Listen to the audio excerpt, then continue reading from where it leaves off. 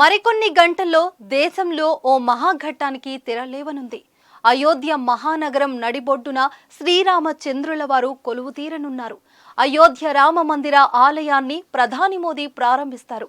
కోట్లాది మంది భారతీయుల దశాబ్దాల కల నెరవేరేందుకు సిద్ధమైంది. రామ మందిర ప్రారంభోత్సవం కోసం చారిత్రక అయోధ్య నగరం సర్వాంగ సుందరంగా ముస్తాబైంది. ఓవైపు రామనామస్మరణ, మరోవైపు ప్రతిష్ఠ బందోబస్తు మధ్య అయోధ్యవాసులు ప్రాణ ప్రతిష్ఠ మహోత్సవం కోసం ఎదురు చూస్తున్నారు. Gautam neuro care brain stroke, migraine, fits, brain and spine surgeries కి బెస్ట్ న్యూరో సర్జన్. రామ మందిర ప్రారంభోత్సవం కోసం అన్ని ఏర్పాట్లు పూర్తయ్యాయి. అధికారులు, అయోధ్యవాసులు ఇక ప్రధానమంత్రి నరేంద్ర మోదీ వచ్చి ప్రారంభించడమే ఆలస్యం. ఆలయం దగ్గర సోమవారం ఉదయం నుంచే వివిధ కార్యక్రమాలు జరుగుతున్నాయని తెలుస్తుంది. అయోధ్య నగరమంతా కోలాహలంగా తయారైంది. ప్రాణంటే జీవితం, ప్రతిష్ఠానగా ఏర్పాటు. ఇదొక పవిత్రమైన ఘట్టం. శ్రీరాముని విగ్రహానికి జీవం పోసే కార్యక్రమంగా చెప్పవచ్చు. దీంతో అక్కడ ఆధ్యాత్మికత సంతరించుకుంటుంది.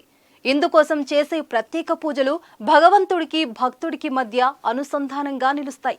ప్రధాని మోదీ సోమవారం మధ్యాహ్నం 12:20 నుంచి 1 గంట వరకు అయోధ్యలో జరిగే ప్రాణ ప్రతిష్ఠ కార్యక్రమంలో పాల్గొంటారు. వేద పండితులు, సంప్రదాయాలు, ఆచారాల మధ్య ఈ కార్యక్రమం జరుగుతుంది. అనంతరం 7,000 మందితో కూడిన భారీ సభను ఉద్దేశించి ప్రసంగిస్తారు ప్రధాని మోదీ. అయోధ్యలో రామ మందిర ప్రారంభోత్సవాన్ని లక్షలాది మంది ప్రజలు టీవీలో లైవ్ ద్వారా వీక్షించనున్నారు. అందుకు తగ్గట్టుగానే ప్రభుత్వం అన్ని ఏర్పాట్లు పూర్తి చేసింది. టీవీతో పాటు ఆన్లైన్ వేదికలో ఈవెంట్ను ప్రత్యక్ష ప్రసారం చేయనున్నారు. మరోవైపు రామ మందిర ప్రారంభోత్సవాన్ని కనులారా చూసేందుకు బీజేపీ పాలిత ప్రాంతాలతో పాటు ఒడిశా ప్రభుత్వం కూడా పబ్లిక్ హాలిడేని ప్రకటించింది. కేంద్ర ప్రభుత్వం తమ ఉద్యోగులను ఆఫ్ డే సెలవు ఇచ్చింది.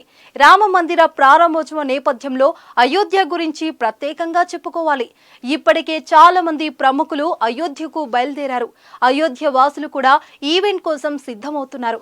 అయోధ్య నగరం శ్రీరామనామ స్మరణతో కోలాహలంగా మారింది. అందమైన పువ్వులతో అయోధ్య వీధులను సుందరంగా అలంకరించారు. వీధులు, ఫ్లైఓవర్లపై రాముడి బొమ్మలు చిత్రీకరించారు. ప్రతి వీధుల్లోనూ రాముడి పాటలే వినిపిస్తున్నాయి. సోమవారం రోజు అయోధ్యలో కోలాహలం నెక్స్ట్ లెవెల్లో ఉంటుందని అందరూ భావిస్తున్నారు. అయితే లిస్టులో లేని వారి చాలా మంది అయోధ్యకు చేరుకుంటారు. దేశ నలుమూలాల నుంచి చాలా మంది సైకిళ్లు, బైక్స్, నడక మార్గాల్లో అయోధ్యకు తరలి వెళ్తున్నారు. అయోధ్య ప్రధాన వీధుల్లో జనంతో నిండిపోతున్నాయి.